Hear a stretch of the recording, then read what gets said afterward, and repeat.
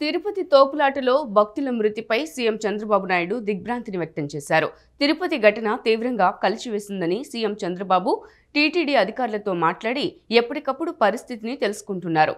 అస్వస్థతకు గురైన వారికి మెరుగైన వైద్యం అందేలా చూడాలని, ఘటనా స్థలంలో సహాయ చర్యలు చేపట్టాలని అధికారులకు సీఎం ఆదేశించారు. తిరుమల శ్రీవారి వైకుంఠ ద్వార దర్శనం టోకెన్ల కోసం తిరుపతిలోని విష్ణు నివాసం దగ్గర జరిగిన తోపులాటలో 4 భక్తులు మృతి చెందడంపై ముఖ్యమంత్రి చంద్రబాబు నాయుడు తీవ్ర దిగ్భ్రాంతి వ్యక్తం చేశారు. టోకెన్ల కోసం భక్తులు పెద్ద ఎత్తున తరలి వచ్చిన సందర్భంలో చోటు చేసుకున్న ఘటనలో 4 ప్రాణాలు కోల్పోవడం తనను తీవ్రంగా కలిచివేసిందని సీఎం అన్నారు. ఈ ఘటనలో గాయాలైన వారికి అందుతున్న చికిత్సపై అధికారులతో సీఎం ఫోన్లో మాట్లాడారు. జిల్లా టీడీపీ అధికారులతో ఎప్పటికప్పుడు మాట్లాడుతూ ప్రస్తుత పరిస్థితిని సీఎం తెలుసుకుంటున్నారు. ఉన్నతాధికారులు ఘటనా స్థలానికి వెళ్లి సహాయ చర్యలు చేపట్టాలని, క్షతగాత్రులకు మెరుగైన వైద్యం అందేలా చూడాలని సీఎం ఆదేశించారు. విశాఖలో ప్రధాని మోదీ రోడ్ షోకు జన నీరాజనం పట్టారు. కిలోమీటర్ దూరం పాటు జరిగిన రోడ్ షోలో ప్రధానికి విశాఖవాసులు ఘనస్వాగతం పలికారు. దారి పొడవునా పూలు చల్లుతూ తమ అభిమానం చాటుకున్నారు. అనంతరం ఏయూ కాలేజ్ గ్రౌండ్లో జరిగిన సభలో మోదీ మాట్లాడారు. ప్రధాని మోడీ రోడ్ షోకు జనం నీరాజనం పట్టారు. విశాఖలోని శ్రీపురం జంక్షన్ వద్ద ప్రారంభమైన ఈ road show AU engineering college మైదానంలోని బహిరంగ సభాస్థలం వరకు సాగింది. ప్రధాని ఓపెన్ టాప్ వాహనంలో ప్రజలకు అభివాదం చేస్తూ ముందుకు కదిలారు. ఆయన వెంట CM Chandrababu, deputy CM Pawan Kalyan ఉన్నారు. మోడీ, చంద్రబాబు, పవన్ కళ్యాణ్ చూసేందుకు భారీగా ప్రజలు తరలివచ్చారు. వీరందరితో రోడ్ షో మార్గం జనసంద్రంగా మారింది. ప్రధానిపై పూలు చల్లుతూ కొందరు తమ అభిమానాన్ని చాటుకున్నారు. బీజేపీ, టీడీపీ, జనసేన నాయకులు, కార్యకర్తలు ఈ రోడ్ షోలో భారీగా పాల్గొన్నారు. ఎన్నికల సమయంలోనూ ప్రధాని మోడీ, చంద్రబాబు, పవన్ ఇలాగే ఒకే వాహనంలో రోడ్ షో చేపడుతూ ప్రచారం చేపట్టారు. మళ్లీ ఇప్పుడు ఇలా అధికారంలోకి వచ్చాక రోడ్ షో నిర్వహించారు. విశాఖలో 2 లక్షల కోట్లకు పైగా విలువైన అభివృద్ధి పనులకు ప్రధాని మోదీ శ్రీకారం చుట్టారు. రైల్వే, రోడ్డు ప్రాజెక్టులను జాతికి అంకితం చేశారు. రాష్ట్ర వ్యాప్తంగా 17 రోడ్ల ప్రాజెక్టుకు ప్రధాని మోదీ శంకుస్థాపన చేశారు. విశాఖలో 2 లక్షల కోట్లకు పైగా విలువైన అభివృద్ధి పనులకు ప్రధాని మోడీ శ్రీకారం చుట్టారు. విశాఖ బహిరంగ సభలో పాల్గొన్న ప్రధాని మోడీ వర్చువల్గా పలు ప్రాజెక్టులకు, అభివృద్ధి పనులకు శంకుస్థాపనలు చేశారు. రాష్ట్ర ప్రజల కళ విభజన హామీలో కీలకమైన విశాఖ రైల్వే జోన్తో పాటు పారిశ్రామిక hub, green hydrogen hub, bulk drug పార్కులకు శంకుస్థాపన చేశారు. సభా వేదికపై నుంచి అభివృద్ధి పనులను ప్రారంభించారు. రైల్వే, రోడ్డు ప్రాజెక్టులను జాతికి అంకితం చేశారు. అనకాపల్లి జిల్లా పూడిమడకలో 1,85,000 కోట్ల పెట్టుబడితో 1,200 ఎకరాల్లో నిర్మించనున్న NTPC integrated green hydrogen hub పనులను ప్రధాని ప్రారంభించారు. ఈ ప్రాజెక్టు ద్వారా 25,000 మందికి ఉపాధి లభించనుంది. నక్కపల్లిలో 2,000 ఎకరాల్లో 1,867 కోట్లతో ఏర్పాటు చేస్తున్న బల్క్ డ్రగ్ పార్కుకు ప్రధాని శంకుస్థాపన చేశారు. దీనివల్ల 10 నుంచి 14,000 కోట్ల పెట్టుబడులతో పాటు సుమారు 28,000 మందికి ఉపాధి లభించనుంది. చెన్నై, బెంగళూరు పారిశ్రామిక కారిడార్లో భాగంగా తిరుపతి జిల్లాలో క్రిస్ సిటీకి వర్చువల్గా ప్రధాని మోడీ శంకుస్థాపన చేశారు. ఈ ప్రాజెక్టు వల్ల 1,00,000 మందికి ఉద్యోగ ఉపాధి అవకాశాలు లభించనున్నాయి. हमारा आंध्र प्रदेश संभावनाओं का और अवसरों का, पॉसिबिलिटीज और अपॉर्चुनिटीज का राज्य है. जब आंध्र की ये पॉसिबिलिटीज साकार होगी तो आंध्र भी विकसित बनेगा और तभी भारत भी विकसित राष्ट्र बनेगा. इसलिए आंध्र का विकास ये हमारा विजन है. आंध्र के लोगों की सेवा ये हमारा संकल्प है. आंध्र प्रदेश ने 2047 तक राज्य को करीब करीब $2.5 ट्रिलियन की इकोनॉमी बनाने का लक्ष्य रखा है. इस विजन को साकार करने के लिए चंद्रबाबू गारू की सरकार ने स्वर्ण आंध्र एट 2047 की पहल की है. इसमें केंद्र की एनडीए सरकार भी आंध्र प्रदेश के हर लक्ष्य के साथ कंधे से कंधा मिलाकर चल रही है. इसलिए केंद्र सरकार लाखों करोड़ की योजनाओं में आंध्र को विशेष प्राथमिकता दे रही है. 2 लाख करोड़ रुपए से ज्यादा के प्रोजेक्ट का उद्घाटन और शिलान्यास किया गया है। ये प्रोजेक्ट्स आंध्र प्रदेश को विकास को नई ऊंचाई देंगे। मैं इन डेवलपमेंट प्रोजेक्ट्स के लिए आंध्र प्रदेश समेत पूरे देश को बधाई देता हूं। साथियों, आंध्र प्रदेश अपने इनोवेटिव नेचर के कारण आईटी और टेक्नोलॉजी का इतना बड़ा हब है। अब समय है आंध्र नई फ्यूचरिस्टिक टेक्नोलॉजीज का सेंटर बने। మోదీ రాకతో రాష్ట్రానికి 2.08 లక్షల కోట్ల పనులకు శ్రీకారం చుట్టబోతున్నట్లు సీఎం చంద్రబాబు నాయుడు వెల్లడించారు. ఎన్నికల్లో 93% స్ట్రైక్ రేట్తో ఈసారి మనం గెలిచామని, ఇదే కాంబినేషన్లో భవిష్యత్తులోనూ ఉంటుందని స్పష్టం చేశారు. ఢిల్లీ ఎన్నికల్లోనూ ఎన్డీఏ గెలుస్తుందని రాసి పెట్టుకోండంటూ ధీమా వ్యక్తం చేశారు. పేద ప్రజల జీవితాల్లో వెలుగులు నింపేందుకు మోదీ కృషి చేస్తున్నారని సీఎం చంద్రబాబు అన్నారు. మోడీ రాకతో రాష్ట్రానికి 2.08 లక్షల కోట్ల పనులకు శ్రీకారం చుట్టబోతున్నట్లు సీఎం చంద్రబాబు నాయుడు వెల్లడించారు. విశాఖ వాసుల చిరకాల వాంఛ రైల్వే జోన్ నక్కపల్లిలో బల్క్ డ్రగ్ పార్క్ వస్తోందని తెలిపారు. 2.08 లక్షల కోట్లతో వివిధ ప్రాజెక్టులకు శంకుస్థాపనలు, ప్రారంభోత్సవాలు చేస్తున్నామని అన్నారు. విశాఖ బహిరంగ సభలో ముఖ్యమంత్రి చంద్రబాబు నాయుడు ప్రసంగించారు. మోడీ రోడ్ షో బ్రహ్మాండంగా జరిగిందని సీఎం చంద్రబాబు అన్నారు. ప్రపంచం మెచ్చే ఏకైక నాయకుడు మోడీ అని సీఎం కొనియాడారు. ఎన్నికల్లో 93% స్ట్రైక్ రేటుతో ఈసారి మనం గెలిచామని, ఇదే కాంబినేషను భవిష్యత్తులోనూ ఉంటుందని స్పష్టం చేశారు. ఢిల్లీ ఎన్నికల్లోనూ ఎన్డీఏ గెలుస్తుందని రాసిపెట్టుకోండంటూ ధీమా వ్యక్తం చేశారు. పేద ప్రజల జీవితాల్లో వెలుగులు నింపేందుకు మోడీ కృషి చేస్తున్నారని సీఎం చంద్రబాబు పేర్కొన్నారు. సంక్షేమం, అభివృద్ధి, సంస్కరణలు, సుపరిపాలన మోడీ నినాదాలు అని అన్నారు. దేశాన్ని బలమైన ఆర్థిక శక్తిగా మార్చేందుకు మేక్ ఇన్ ఇండియా తెచ్చారని గుర్తు చేశారు. స్టార్టప్ ఇండియా, స్కిల్ ఇండియా, గతిశక్తి పథకాలు తెచ్చారని తెలిపారు. సూపర్ 6 హామీలన్నీ అమలు చేసే బాధ్యత తమదని భరోసా ఇచ్చారు.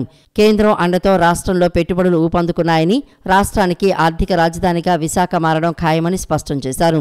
అరకు కాఫీని మోడీ బాగా ప్రచారం చేస్తున్నారని, ఆయనను స్ఫూర్తిగా తీసుకుని నిత్యం ముందుకెళ్తానని తెలిపారు.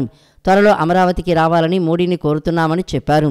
నదుల అనుసంధానం తమ లక్ష్యమని, కేంద్రం సాయం కావాలని కోరారు.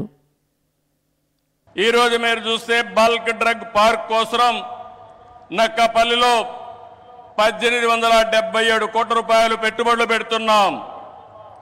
Chris city industrial area Krishnapatnam 2300 కోట్ల రూపాయలతో పెట్టుబడులు పెడుతున్నాం. 7 రైల్వే ప్రాజెక్టులకు శంకుస్థాపన చేశాం. 6177 కోట్ల రూపాయలు పెట్టుబడులు పెడుతున్నాం. 3 రైల్వే ప్రాజెక్టులు ప్రారంభం చేస్తున్నాం.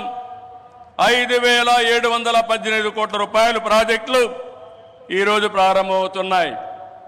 10 జాతీయ రహదారులకు శంకుస్థాపన, 321 కిలోమీటర్లు, దగ్గర 4593 కోట్లు. 7 జాతీయ రహదారులకు ప్రారంభోత్సవం, 234 కోట్లు, 234 కిలోమీటర్లు, 3044 కోట్ల రూపాయలు పెట్టుబడులు. ప్రభుత్వం వచ్చి 7 నెలలైంది. నరేంద్ర మోడీ గారు మొదటిసారిగా ఎన్నికలైన తర్వాత ఇక్కడికి వచ్చారు. వచ్చిన వెంటనే మీరు చూస్తే 2800 కోట్లకు ప్రారంభోత్సవాలు, ఫౌండేషన్లు వేశారంటే ఆంధ్ర రాష్ట్రం మొత్తం వినపడేట్టుగా గట్టిగా చప్పట్లు కొట్టి నరేంద్ర మోడీ గారిని అభినందించాలి. ఇది మనం వారికి తెలియజేసి ధన్యవాదాలని చెప్పి కూడా నేను మీకు తెలియజేస్తున్నా. ఈరోజు మీరు ఒకసారి చూస్తే ఇలాంటి అనేక కార్యక్రమాలు అనునిత్యం చేపట్టి అభివృద్ధి పనులన్నీ చేస్తూ అసాధ్యాన్ని సుసాధ్యం చేసి ప్రజలకు దగ్గరైన వ్యక్తి నరేంద్ర మోడీ గారని చెప్పి నేను మీకు తెలియజేస్తున్నాను. ఈరోజు ఇంకొక పక్క మనం చూస్తే 1-2 కార్యక్రమాలు కాదు, అనేక కార్యక్రమాలకు శ్రీకారం చుడుతున్నారు. మోదీ గారి యొక్క అభిమానం కొంతమంది మాట్లాడుతున్నారు. ఉత్తరాంధ్రకే పరిమితమని కాదు, దేశం మొత్తం ప్రపంచం మొత్తం మెచ్చే ఏకైక నాయకుడు నరేంద్ర మోడీ గారిని మీకు విజ్ఞప్తి చేస్తున్నా. భారత్ను గొప్ప దేశంగా మార్చేందుకు ప్రధాని నరేంద్ర మోదీ కృషి చేస్తున్నారని డిప్యూటీ సీఎం పవన్ కళ్యాణ్ అన్నారు. 5 ఏళ్ల అవినీతి అరాచక పాలనతో రాష్ట్రం అంధకారంలో కూరుకుపోయిందని తెలిపారు. అభివృద్ధి అంటే ఆంధ్ర అని చెప్పుకునేలా చంద్రబాబు కృషి చేస్తున్నారని కొనియాడారు. భారత్ను గొప్ప దేశంగా మార్చేందుకు ప్రధాని నరేంద్ర మోడీ కృషి చేస్తున్నారని డిప్యూటీ సీఎం పవన్ కళ్యాణ్ అన్నారు. సదుద్దేశం సదాశయం ఉంటే ఏదైనా సాధ్యమేనని పేర్కొన్నారు. మోడీ కాశ్మీర్ నుంచి కన్యాకుమారి వరకు ఏకతాటిపై నడిపిస్తున్నారని కొనియాడారు. విశాఖలో ఏయూ ఇంజనీరింగ్ కళాశాల మైదానంలో ఏర్పాటు చేసిన బహిరంగ సభలో పవన్ కళ్యాణ్ ప్రసంగించారు. ఆత్మనిర్భర్ స్వచ్ఛ భారత్ నినాదాలతో మోడీ ప్రజల మనసు గెలుచుకున్నారని పవన్ అన్నారు. 4వసారి సీఎం పదవి చేపట్టిన గొప్ప నాయకుడు చంద్రబాబు అని పేర్కొన్నారు. ఎన్డీఏ ప్రభుత్వం రావాలని ప్రజలు బలంగా కోరుకున్నారని తెలిపారు. మోడీ రాకతో రాష్ట్రానికి సుమారు 2.1 లక్ష కోట్ల పెట్టుబడులు, 7.5 లక్షల మందికి ఉపాధి అవకాశాలు వస్తున్నాయని పవన్ వెల్లడించారు. సీఎం సడక్ యోజన ద్వారా గ్రామాలకు కూడా రోడ్లు వేస్తున్నామని అన్నారు. 5 ఏళ్లు అవినీతి అరాచక పాలనతో రాష్ట్రం అంధకారంలో కూరుకుపోయిందని తెలిపారు. అభివృద్ధి అంటే ఆంధ్ర అని చెప్పుకునేలా చంద్రబాబు కృషి చేస్తున్నారని కొనియాడారు. రాష్ట్రంలో వెలుగులు నింపుతున్న మోడీకి అన్ని వేళలా అండగా ఉంటామని పవన్ కళ్యాణ్ అన్నారు. ఈ ప్రారంభోత్సవాలు గాని శంకుస్థాపనలు గాని అది దక్షిణ కోస్తా రైల్వే జోన్ కావచ్చు, కృష్ణపట్నం ఇండస్ట్రియల్ పార్క్ గాని, గ్రీన్ హైడ్రోజన్ హబ్ గాని, అనకాపల్లి బల్క్ డ్రగ్ పార్క్ కావచ్చు, 6 కొత్త రైల్వే ప్రాజెక్టులు కావచ్చు, వీటన్నిటిని వచ్చే పెట్టుబడి దాదాపు 2,10,000 కోట్ల రూపాయల పెట్టుబడులు, 7.5 లక్షల మందికి ఉపాధి అవకాశాలు. అవినీతితో కూరుకుపోయి ఉపాధి అవకాశాలు లేక, ఉద్యోగ అవకాశాలు లేక విలవిల్లాడుతున్న సమయంలో మీరు నిలబడ్డారు. అందుకే ఈ రోజున ఈ 2 లక్షల పైచిలుకు పెట్టుబడితో 7.5 లక్షల ఉపాధి అవకాశాలు లభించి మనందరికీ ఇచ్చినందుకు మనస్ఫూర్తిగా ప్రధానమంత్రి శ్రీ నరేంద్ర మోదీ గారికి చేతులెత్తి నమస్కరిస్తున్నాం. ఇవి కాకుండా కొత్త హైవేల నిర్మాణం, విస్తరణ, అలాగే అమరావతి రాజధానికి పెట్టుబడులు, పోలవరంకి నిధులు, 15th ఫైనాన్స్ కమిషన్ నిధులు గాని, జల్ జీవన్ మిషన్ కోసం ప్రతి ఇంటికి నీరు, రక్షిత మంచినీరు రావాలి ఆయన ఆకాంక్ష, ఆయన ఆశయం. మనకు గంట కాదు 24 గంటలు రావాలని పడ్డ తపన ప్రధానమంత్రి గారిది. వీటన్నిటికీ చేయగలుగుతున్నాం, ముందు ప్రారంభించామంటే మీరు మా మీద పెట్టిన భరోసా, మా మీద పెట్టిన నమ్మకం, గౌరవ ప్రధానమంత్రి గారి మీద మీరు చూపించిన నమ్మకం. గుంటూరు పార్లమెంటు నియోజకవర్గ ప్రజలకు కేంద్ర మంత్రి పెమ్మసాని చంద్రశేఖర్ శుభవార్త తెలిపారు. ట్రాఫిక్ పద్మ వ్యూహం నుంచి గుంటూరు ప్రజలకు ఊరట కలిగిస్తూ ఇన్నర్ రింగ్ రోడ్ గడ్డిపాటు వద్ద ఆర్ఓబి నిర్మాణానికి కేంద్ర రైల్వే శాఖ అనుమతులు మంజూరు చేసిందన్నారు. గతి శక్తి పథకం ద్వారా 107.79 కోట్లను నిర్మాణానికి మంజూరు చేసిందన్నారు. ఎన్నికలకు ముందు ఇచ్చిన హామీని ఒక్కొక్కటిగా నెరవేరుస్తున్నామని వెల్లడించారు.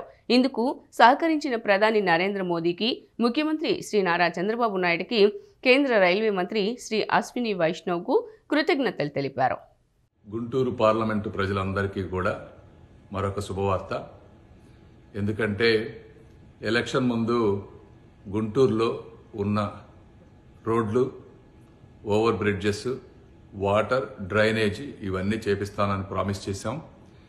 ఆ రోజు ఓవర్ బ్రిడ్జిలు ప్రామిస్ చేసినప్పుడు శంకర్ విలాస్ని మెయిన్ దృష్టిలో పెట్టుకొని ప్రామిస్ చేశాం. అయితే అది ఆల్రెడీ అప్రూవ్ అయిపోయింది. అది త్వరలో 2-3 నెలల్లో పనులు కూడా స్టార్ట్ అవబోతా ఉన్నాయి.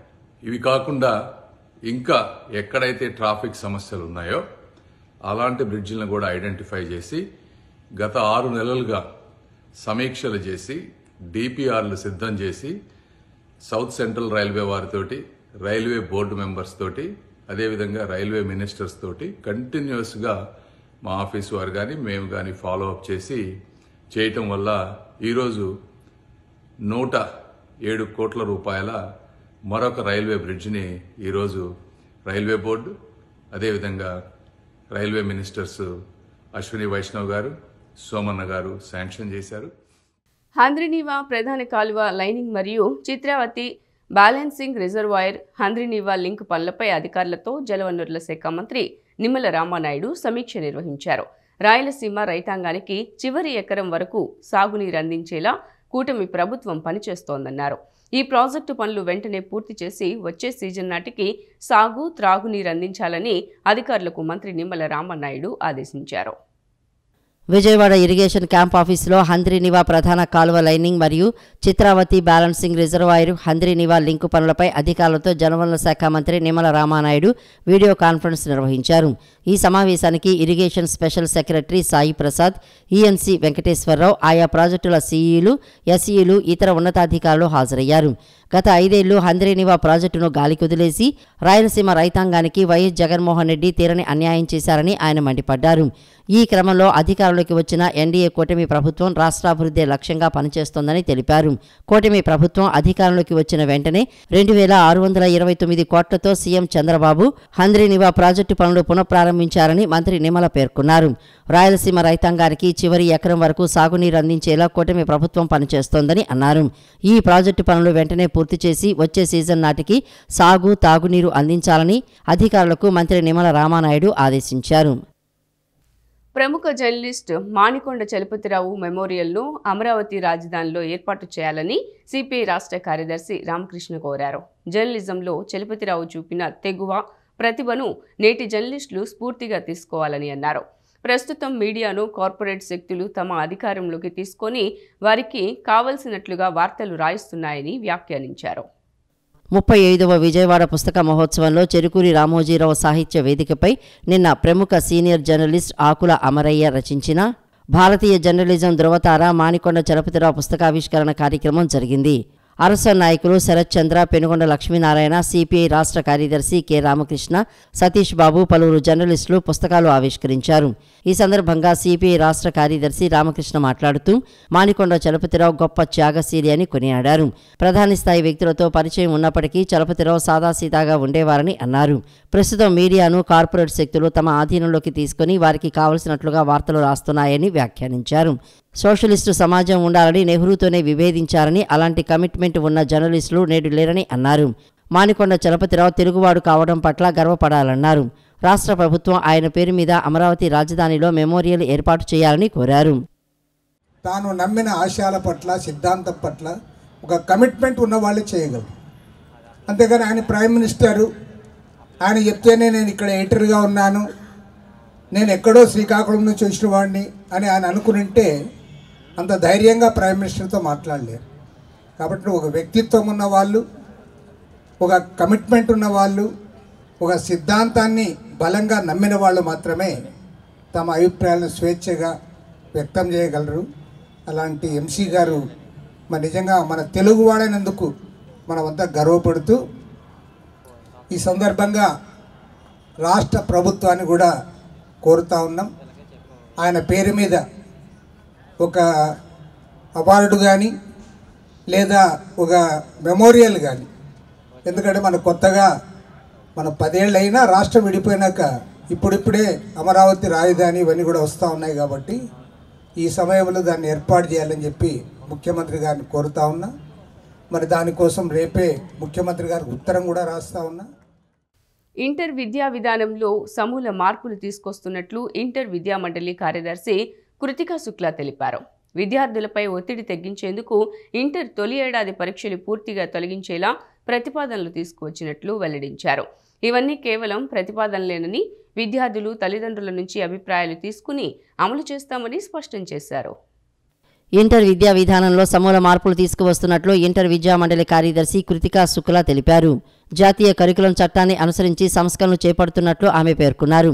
వచ్చే విద్యా సంవత్సరం నుంచి ఇంటర్లో ఎన్సీఈఆర్టీ పాఠ్యపుస్తకాలు ప్రవేశపెడుతున్నామని అన్నారు. ఇప్పటికే 15 రాష్ట్రాల్లో ఎన్సీఈఆర్టీ పాఠ్యపుస్తకాలను ఇంటర్లో ప్రవేశపెట్టారని గుర్తు చేశారు. సిలబస్, పాఠ్యపుస్తకాలను పూర్తిగా మార్చడంతో పాటు కొత్త సబ్జెక్టుల కాంబినేషన్లో మార్కుల విధానంలోనూ మార్పులు తీసుకురానున్నట్లు తెలిపారు. అలాగే ఇంటర్నల్ మార్కుల విధానం ప్రవేశపెడుతున్నట్లు వివరించారు. దీంతో నీట్, జేఈఈ వంటి జాతీయ స్థాయి పోటీ పరీక్షలకు సులభమవుతుందని వివరించారు. అదేవిధంగా విద్యార్థులపై ఒత్తిడి తగ్గించేందుకు ఇంటర్ తొలి ఏడాది పరీక్షలు సమస్యలు పూర్తిగా తొలగించేలా ప్రతిపాదనలు తీసుకువచ్చినట్లు కృతికా శుక్లా వివరించారు. సంస్కరణలో భాగంగా ఇంటర్ మొదటి సంవత్సరాంతర పరీక్షల తొలగింపు ఉంటుందని అన్నారు. ఇంటర్ తొలి ఏడాది పరీక్షలు పూర్తిగా కళాశాలలే సొంతంగా నిర్వహించుకుంటాయని తెలిపారు. ఇంటర్ ద్వితీయ సంవత్సరం పరీక్షలనే బోర్డు నిర్వహిస్తుందన్నారు. ఇవన్నీ కేవలం ప్రతిపాదనలేనని విద్యార్థులు తల్లిదండ్రుల నుంచి అభిప్రాయాలు తీసుకుని అమలు చేస్తామని తెలిపారు. ఈ నెల 26లోగా సంస్కరణలపై సలహాలు సూచనలు పంపాలన్నారు. ఇంటర్ బోర్డు వెబ్సైట్లో ప్రతిపాదిత సంస్కరణల వివరాలు అందుబాటులో ఉంటాయని ఇంటర్ బోర్డు కార్యదర్శి కృతికా శుక్లా తెలిపారు. 13 years నుంచి టెక్స్ట్ బుక్స్లో కానీ సిలబస్లో కానీ ఏం రివిజన్ జరగలేదు. ఆర్ట్ సబ్జెక్ట్కి 2014-15లో జరిగింది. సో 10 years నుంచి there has been no revision in BIE in art subjects. Similarly లాంగ్వేజెస్కి 2018-19లో రివిజన్ జరిగింది for first year. Last 5-6 years నుంచి ఏం రివిజన్ జరగలేదు. ఇంకా స్కూల్ ఎడ్యుకేషన్ డిపార్ట్మెంట్ కూడా 10th క్లాస్లో ఈ సంవత్సరం నుంచి NCERT బుక్స్ ఇంట్రడ్యూస్ చేశారు. సో ఆటోమేటికలీ ఆ స్టూడెంట్స్కి స్మూత్ ట్రాన్సిషన్ ఇవ్వాలంటే NCERTతో మ్యాచ్ చేస్తూ దానికి తగ్గట్టుగా మనం కూడా BIE నుంచి ఫస్ట్ ఇయర్ బుక్స్ డిజైన్ చేసాము. దాంతోపాటు ఈ ఇంటర్మీడియట్ స్టూడెంట్స్ చాలామంది కాంపిటేటివ్ ఎగ్జామినేషన్స్ రాస్తారు, నీట్ JEE రాస్తారు. సో ఆ సిలబస్ కూడా పరిగణనలో తీసుకొని ఈ బుక్స్ ఇప్పుడు డిజైన్ చేయడం జరిగింది. As of now more than 15 states have adopted NCERT books. ఈ స్టేట్లో కూడా 2012, 13, 14, 15 ఎప్పుడు రివిజన్స్ జరిగినాయి. NCERTతో మ్యాచ్ చేస్తూ ఆ రకంగా బుక్స్ డిజైన్ చేసాము. BIE సిలబస్ని కొంచెం మాడిఫై చేసుకొని ఆ డేటా అప్డేట్ చేసుకొని NCERT బుక్లో ఉన్న చాప్టర్స్ మాడిఫై చేసుకొని న్యూ బుక్ దానికి డిజైన్ చేయడం జరిగింది for intermediate first year. So this revise syllabus అంతా BIE పోర్టల్లో అప్లోడ్ చేయడం జరిగింది. దీని మీద we are inviting opinion from public. చాలామంది MBIPC అడుగుతున్నారు, అంటే అది తీసుకుంటే we can appear for both NEET and JEE. ఎక్కడ స్టూడెంట్కి ఇంక్లినేషన్ ఉంటే అక్కడ వెళ్తారు. సో ఇది అడ్రస్ చేయడానికి we are introducing second subject as elective. Only theory rote learning కాకుండా వాళ్ళ అప్లికేషన్ ఇంగ్లీష్లో లిస్నింగ్ స్కిల్స్, స్పీకింగ్ స్కిల్స్ ఎక్కడ కూడా అసెస్మెంట్ జరగట్లేదు బోర్డులో. కాబట్టి ఈ ఇంటర్నల్ మార్క్స్ స్కీమ్ ప్రపోజ్ చేయడం జరుగుతుంది. రాజధాని అమరావతిలో 11,467 కోట్లతో పనులు చేపట్టేందుకు రాష్ట్ర ప్రభుత్వం పాలనా ఆమోదాన్ని ఇచ్చింది. మొత్తం 20 ఇంజనీరింగ్ పనులు చేపట్టేందుకు CRDAకు అనుమతిస్తూ ఉత్తర్వులు జారీ చేసింది. 25 లక్షల వరకు ఆరోగ్యశ్రీని అందించే విధానానికి కూటమి ప్రభుత్వం కట్టుబడి ఉందని తెలుగుదేశం పార్టీ రాష్ట్ర ఉపాధ్యక్షులు వేమూరి ఆనంద్ సూర్య తెలిపారు. మంగళగిరిలోని తెలుగుదేశం పార్టీ కేంద్ర కార్యాలయంలో నిన్న ఏర్పాటు చేసిన విలేకరుల సమావేశంలో మాట్లాడారు. కూటమి ప్రభుత్వపు అద్భుతమైన పాలనను చూసి వైసీపీ ఓర్చుకోలేకపోతోందన్నారు. జగన్ హయాంలో ఆరోగ్యశ్రీ తప్పుడు తడకలుగా నడిచిందని, తన హయాంలో జగన్ చేసిన జిమ్మిక్కులు అన్నీ ఇన్ని కావన్నారు. 25 లక్షల వరకు ఉచిత వైద్యం కల్పిస్తామని జగన్ అప్పట్లో డబ్బా కొట్టుకుని అమలు చేయలేదని విమర్శించారు. ఏప్రిల్ 1వ తేదీ నుండి హైబ్రిడ్ విధానం 25 లక్షలు ఆరోగ్యశ్రీని అందించే బీమా విధానానికి టీడీపీ, జనసేన, బీజేపీ కూటమి ప్రభుత్వం కట్టుబడి ఉందన్నారు. గడిచిన 5 సంవత్సరాలలో జగన్మోహన్ రెడ్డి లక్షలాది కోట్ల రూపాయల ప్రజాధనాన్ని తాడేపల్లి ప్యాలెస్లో నింపుకొని, తన ఖజానాన్ని నింపుకొని పేద ప్రజానీకం పొట్ట కొట్టినటువంటి వ్యక్తి జగన్మోహన్ రెడ్డి. ముఖ్యంగా నేను ఈ రోజున తీసుకునేటువంటి సబ్జెక్టు మీ అందరికీ తెలియజేస్తున్నది ఏంటంటే ఆరోగ్యశ్రీ అంటే ఈ ఆరోగ్యశ్రీ సీఎం రిలీఫ్ ఫండ్తో లింకు పడినటువంటి ఆరోగ్యశ్రీకి ఎంతో పేద ప్రజానీకాన్ని ఉపయోగపడే విధంగా ఉండాల్సినటువంటి పరిస్థితి ఉన్నప్పుడు గతంలో మాదిరి కాకుండా తన ఎన్నికల ప్రచారంలో అనేక రకాలైనటువంటి ప్రచారాలను పేద ప్రజానీకం కోసం ఆరోగ్యశ్రీ పథకాలు ఇస్తానని తప్పుడు తడకలతో ప్రచారం సాగించినటువంటి వ్యక్తి జగన్మోహన్ రెడ్డి.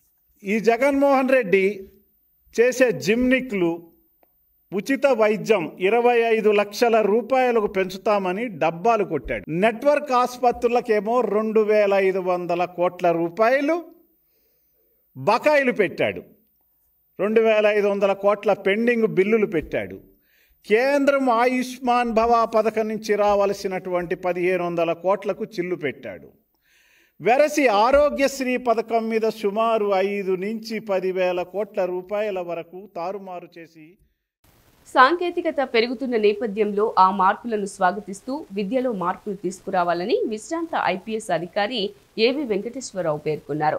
మార్పులకు అనుగుణంగా కేసీపీ సిద్ధార్థ్ ఎప్పటికప్పుడు విద్యాబోధనలు చేస్తుందని వెల్లడించారు.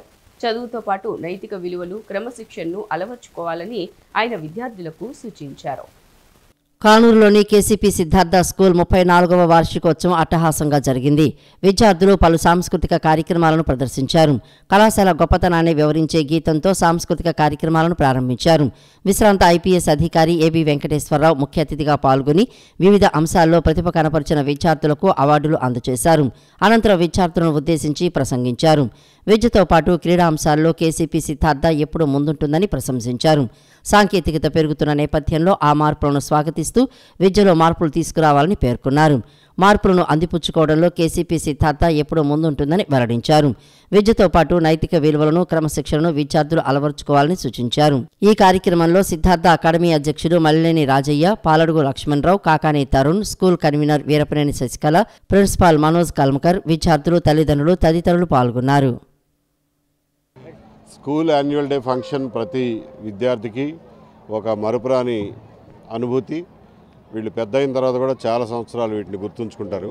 సో ఈ యాన్యువల్ ఈవెంట్కి నన్ను పిలిచినందుకు నాకు చాలా సంతోషంగా ఉంది. ఒకప్పటి నా విద్యార్థి జీవితం గుర్తొచ్చింది. ఎడ్యుకేషన్ సిస్టంలో ఇప్పుడున్న టెక్నాలజీ, మారుతున్నటువంటి టెక్నాలజీ వాతావరణంలో టీచింగ్ మెథడ్స్, టీచింగ్ కంటెంట్ మార్చుకోవాల్సినటువంటి అవసరం ఉంది.